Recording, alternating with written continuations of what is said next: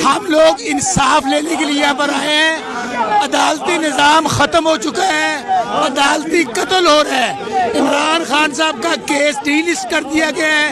आज पाकिस्तान भर के MNAs, MPAs, टिकट होल्डर्स हम ये मुतालबा करने आए हैं कि फिलफौर खान साहब का केस लगाया जाए और उसकी समाअत की जाए।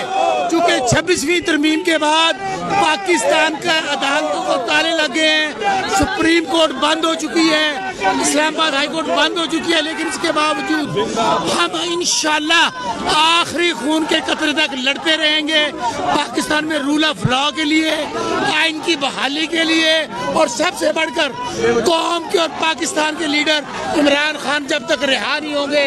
ये चौकज़ई हमारे साथ खड़े हैं, महमूद अजगज़ई साहब, इन बुजुर्गों की क़यादत में पूरा पाकिस्तान इनके साथ खड़ा होगा, इनके साथ होगा।